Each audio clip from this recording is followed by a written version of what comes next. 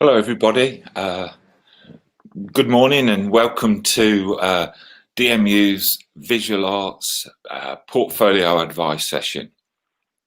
My name's Jamie Scott and I'm a Senior Lecturer on Fine Art in the School of Art, and hopefully we can go through some good tips about getting a portfolio together. Okay, so I'm going to very quickly introduce you to, we've got two students with us as well who can give you their kind of point of view from a student's perspective about a portfolio. Okay, so firstly, Anna, do you want to introduce yourself? Yeah, so hi guys, my name's Anna. I'm a fashion design student and I'm currently on placement between my second and third year. Betty? Hi guys, I'm Betsy and I'm an architecture design graduate. So I just graduated this year and I'm working now, so great. Excellent. Thank you both. And hopefully we, feel free at times to, if you've got any questions, like while we're talking and stuff, obviously you can't like ask them out loud, but pop them down in the chat and then we can collect them and hopefully answer your questions. Okay.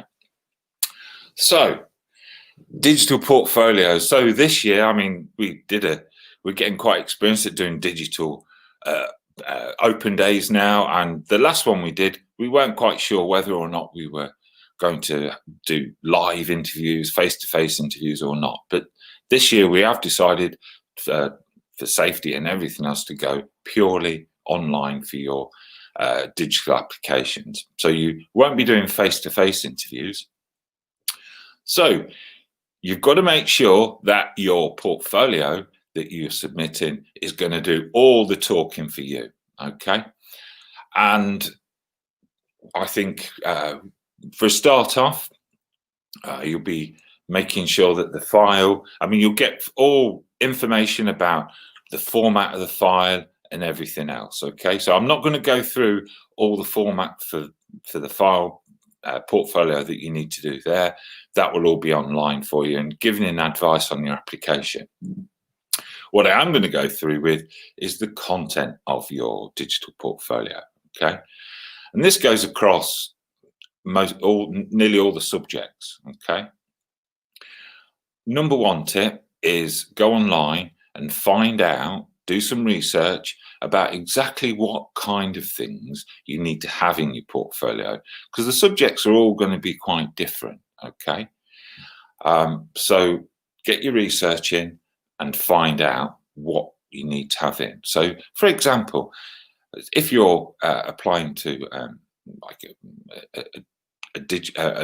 a game art course or something like that, they might want that you've got specific experience of software and stuff. So get those in. If you're doing fashion, they might want to have fashion drawing or something like that. I mean, Anna will probably be able to sort of talk to you about that in a bit. So do a bit of research and find out exactly what needs to be in there. I would say that digital portfolios, you don't want to have, again, check out the content of it, how many slides, but I would sort of say between 15 and 25 pieces. I mean, I obviously look at fine art portfolios, and I'll probably be looking at this year something like 300 or so. So I'm going to be very busy looking at portfolios. And like in the past, when I'm looking face to face and doing interviews with students, you get very experienced and looking at portfolios and what it is that you're looking for. So I would say that number one, make sure that your portfolio is clear. It's got nice sharp images in it. The images are big in terms of filling the screen, and you don't want to kind of like fancy them up with cute borders and little flowers around the side and things like that. We're not looking at that. We're looking at your work. So it's the work that you need to make really crystal clear. So take the pictures if you can with a fairly decent camera. It doesn't have to be all like absolutely fantastic. And obviously, depending on your situation, I know a lot of smartphones can take really good pictures these days. So good, clear images. I mean, obviously best taken with a good camera if you can. Again, file size and all that, you'll get that kind of information later on when you apply. But it's not complicated. Let me just sort of like ease your minds on that one. No, now portfolios, like remember what I said, I'm looking at loads, okay? Loads. And I think it's really key to start your portfolio with a BAM. You know, put in your best work that you've got at the front, okay? So, BAM, start it with that and then show us how you got there, okay? So the development work that got to your BAM picture, it's important for us to sort of see that you've not just gone into the first thing, you've done a fantastic bit and it's the only thing there. We want to sort of see that your mind has gone through developing that kind of image, okay, or thing that you've made. So show the development down there. And then we want to know what kind of experience you've had. Okay, so this is where the portfolio is doing the talking for you. What kind of experience have you had? Have you had experience of photography? Obviously, if you're making the digital portfolio, that's showing off some of your photographic skills, but other areas of photography, maybe your 3D skills, your making skills, printmaking, your sketchbooks, which I'll come to talk about a little bit more, and life drawing. I think it's good to have some of those things all in there. Your ability to draw from observation. I think that's really quite a key thing that I look for in fine art portfolios, is some drawing from observation. Now, obviously, this year you may have difficulty doing life drawing because of the social distancing and everything else, but that doesn't stop you doing drawing from observation, real things. So drawing, I don't know, your friends, drawing your cat, drawing outside the window, whatever. That it's good to sort of like see your skills in terms of determining and understanding the three-dimensional world through drawing. Right? It's a really good skill to have. Many courses would like to have lots of different sorts of drawing. And again, check that out in the portfolio advice. I think it's good as well then to put in some, also if you can finish that kind of presentation with another project or examples of what you've done. You can, and like I said, 15, 25 images, you'll soon fill that all up. You can put as well, obviously with sketchbooks, they're a good part of us seeing what's going on in your mind in terms of the ideas that you generate. Sketchbooks are great because they have lots of things in them and lots of things, experimentation and exploration of an idea, which if you're just putting your finished things in, it doesn't give us a clue about how you're thinking. And we like to sort of see how you're thinking, the things that you reject, for example, and the things that you take on and develop. So it would be good to sort of have, I think, in your sketchbooks, a range of things that show off your ability to generate ideas fast, the things that you've taken on and developed. Get my drift. So, like I said, for fine art, we're looking at a whole range of different kind of subject areas. It could be sculpture, it could be moving image, it could be performance, installation, and obviously the printmaking, painting, and areas like that. So if you get good pictures of your 3D things, even video them. And if you're doing performance or installation based things where you need to kind of like move a camera around and it's time based, you can always make videos and put links into your portfolio as well that are going to show that off, links to YouTube and things like that. That's dead easy for us to kind of like quickly check out. Obviously, you know, if I'm looking at 300-400 portfolios next year, I'm not going to be able to sort of like watch feature length films that you be producing and things, and I'm not going to be wanting to look at like loads and loads of images. I'll just, if I see a portfolio with loads and loads of images, I'll just look at a few and then skip on, you know. And I think that most academics will be like that as well.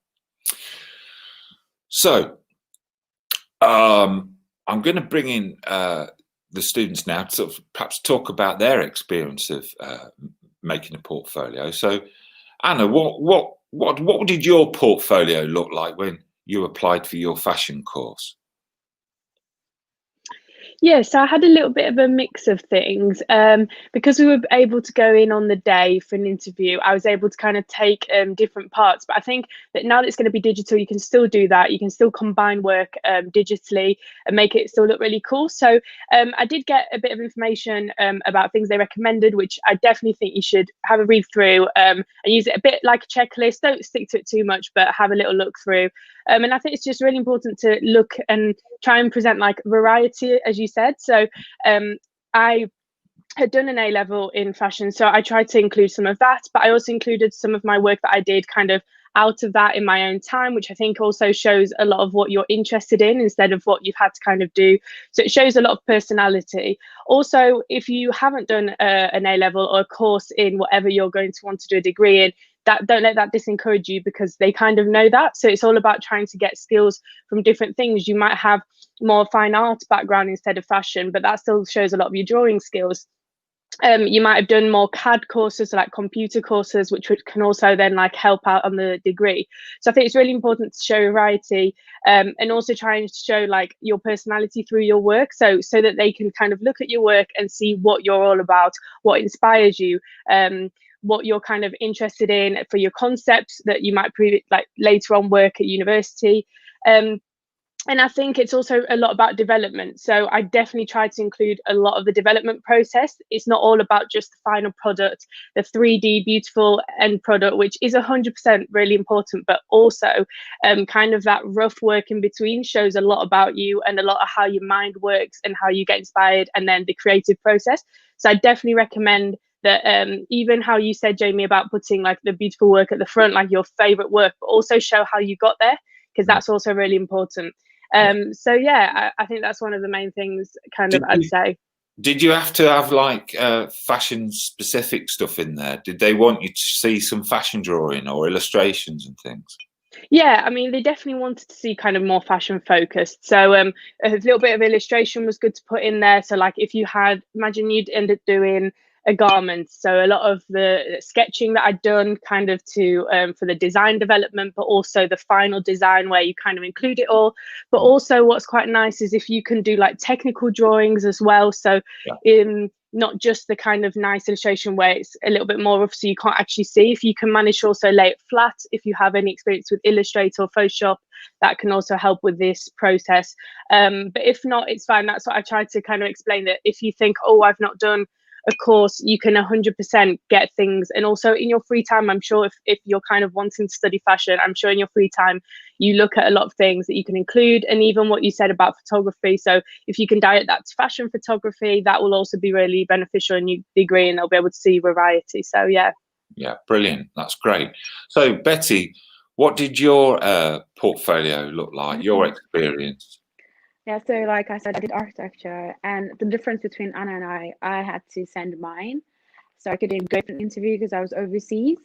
And so it's really important to always show your key work, because they need to see what's most important. It's quality over quantity. It's not about how many you have, but how good and how it represents yourself. Personality is very key. We need to see your personality.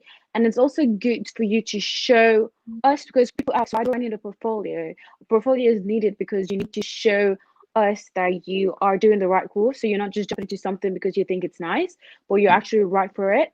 And it's also right for yourself. So yeah, showing your work, showing technical skills, like Anna said, not just the fancy cool things, but we need to see that you also have technical skills, because with architecture you do a lot of technical stuff as well as design based stuff, and photography to show your other skills, not just architecture focused, but to show other personality, other sides of you. So photography is very key as well. And one thing as well that I've noticed is model making. We want to see your models, even if it's a group work, if it's something you just did randomly, we want to see that you can also craft and make things with your hand, because architecture is model making, it's technical drawing, photography, and using CAD CAD-based softwares as well. So we need to see all of this. This should be your package. And like Jamie said, 15 to 25 pages, not too much, just straight to the point.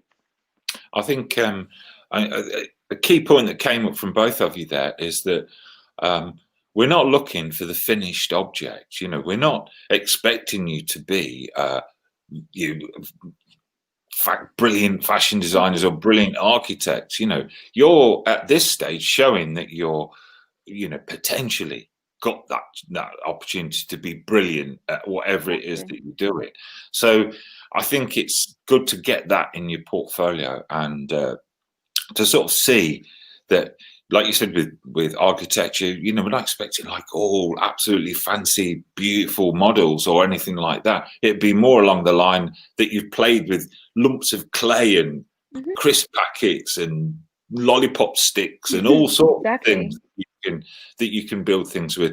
And the same with fashion, you know. I think I bet that, I mean, I was speaking to fashion colleagues, they like to see that you're interested and passionate in the subject enough to try to explore how you put things together and perhaps make things, but they're not expecting them all to be, oh, you know, brilliant and stuff. So we're wanting to see kind of your potential and your kind of passion for exploring the subject and seeing where it can go. Right, so I'm going to kind of like see if we've got any questions coming up here. I can see that, oh, here we go. Do the contents of the portfolio have to be academic work, or can it be hobby work too? Well, I think Anna touched on that before. You know, if you're academic work, I'm not sure what you mean by that, but I mean, if you're meaning kind of like subject based, then Anna touched on that. She sort of said it didn't have to be all totally fashion. It was to involve other things, another experience. And I think that's kind of like really important. I mean, I'm a big believer in students doing foundation courses before their degree course, because it's kind of like it opens you up to a whole range of different things.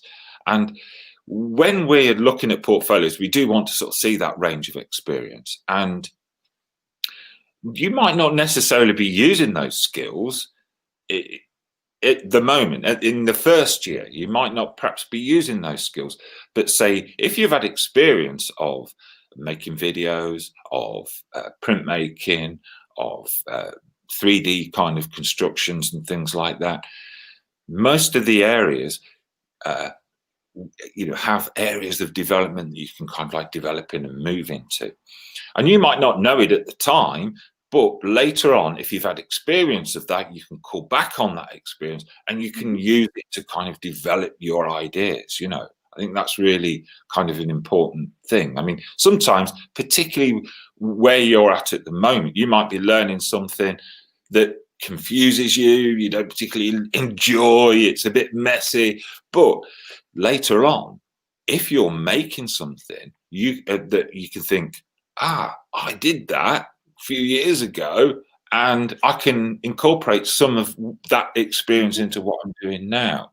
So that's why we want to sort of see your kind of broad range of experience, which could obviously exist in your hobby work if you like that. Does that make sense? So have you got any other questions there at all?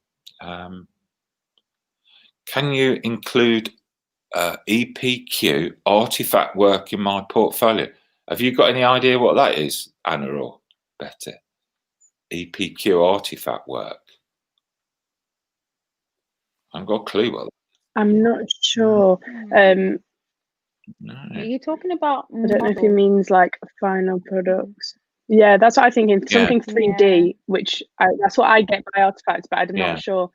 If it is, I definitely think that even though it's digital, you can definitely photograph it and make it look really cool to kind of show that. I think if it's relevant to the course, definitely include it, no matter what the kind of media is that you've managed to get it through. I've sort of like sparked my imagination, this EPQ. I wonder if it is a kind of like moving image thing or a 3D modeling kind of something that someone's had experience of.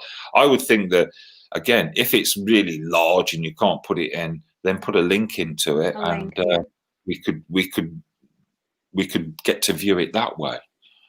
Sorry, I'm not able to kind of like answer that in a more fuller way. But any more questions there?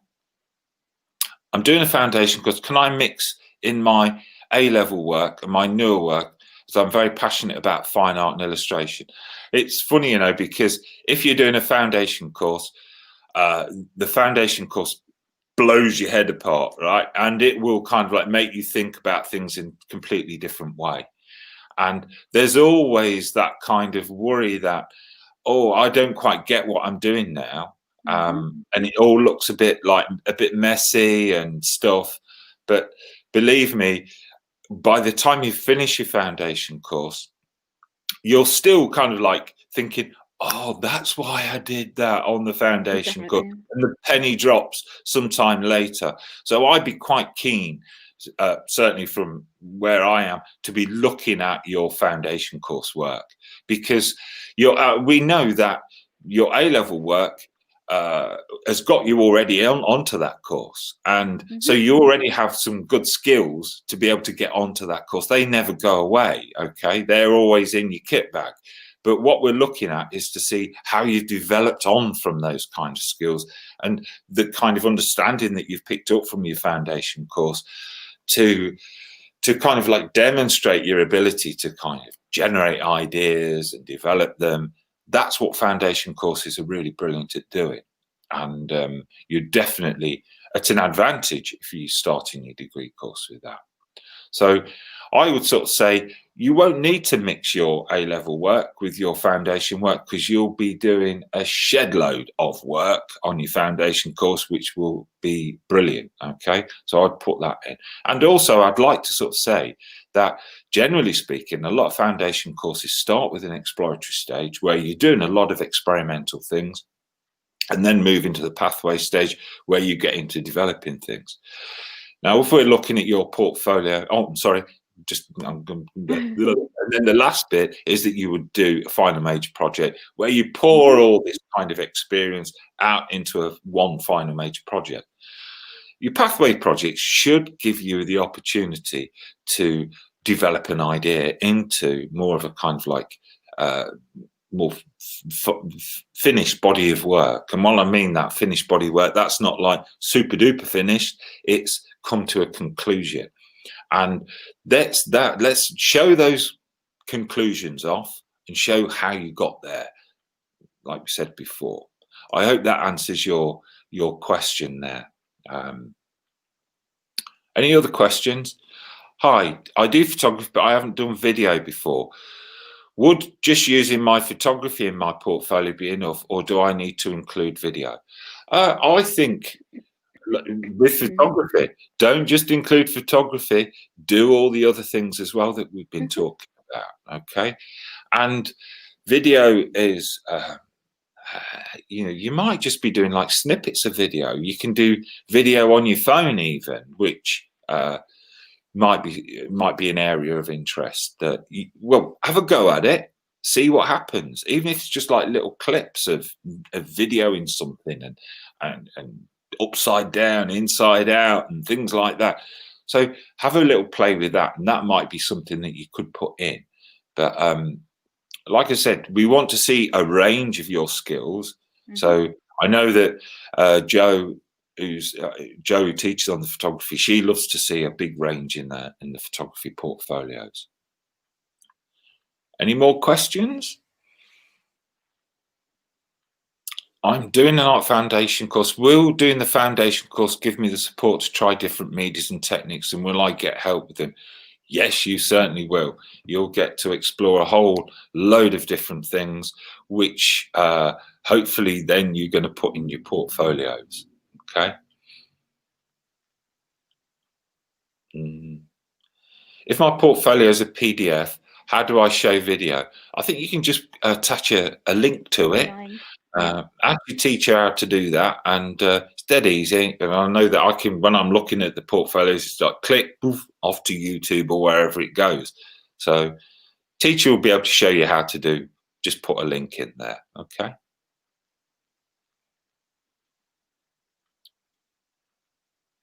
Right. I'm hoping to do comic and concept art, and I was wondering how much of the portfolio would have to be relevant to concept art. I think, like we've talked with the fashion and the architecture and the fine art, I think you just want to put in, try and put in something. If you're interested in comics, I mean, put in some visual sorts of storyboards and things like that. They don't all have to be finished, okay? And again, exploring those different kind of the ideas for concept art, the characters and things like that you use. I'll just have a look at the portfolio advice for those particular courses and try and drag out of it what it is that you need to put in. Okay, do your research there. Any more? Got one from Jade there. What makes a successful portfolio? One that does all the things that we've been talking about just now, you know, I think, and it's showing off your passion for the subject, because the portfolio has got to do your talking for you, I think, you know. Mm-hmm. Any others?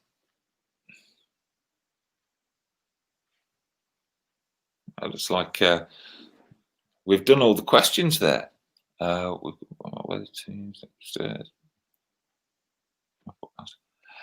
So,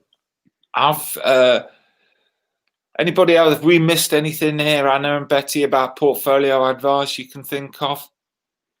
I'll just. Oh, sorry. No, go. Okay. I get you.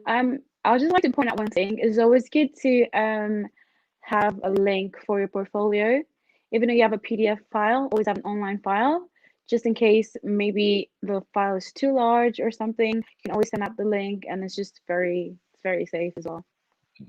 Well, I think that the students are going to get, or the applicants are going to get all full advice about how to get this portfolio together there. Okay.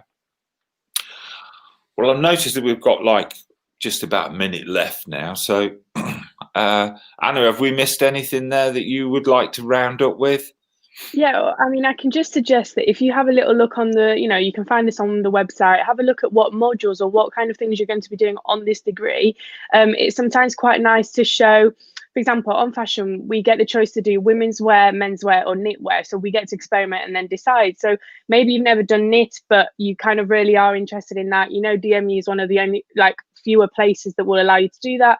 You might want to kind of sketch some things up as an idea of something, because that will always prove like, oh, you can tell this student wants to come here and experiment and try the things we've got.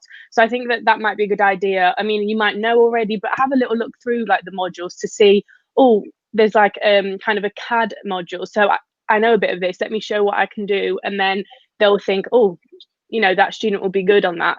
And also, you know, if you're worried, oh, I've not done video before, for example, that viewer that said I've only done photography, you've got time now before application starts to have a little play in your own time, kind of look at different things that you might not have done yet, and in your free time, hopefully if you like what this degree is about, you should want to be able to do those in your free time anyways. But yeah, I think definitely start having a little look and prep beforehand so it's not too much of a stress when you start doing it. Great, thanks for that. Well, I hope you've got some lots of good advice about how to get your portfolio together. And I said, don't worry about we want to see that passion. Don't worry about showing like not perfect work. That's really important, that you kind of like show your range of skills and that you're really interested in the subject. And I would just like to say, if you've got any further questions, you can put them in, and hopefully they'll get answered further through the day. So thank you for joining us this morning, and enjoy the rest of your DMU Digital Open Day. Okay, thank you very much. Bye. Thanks, guys.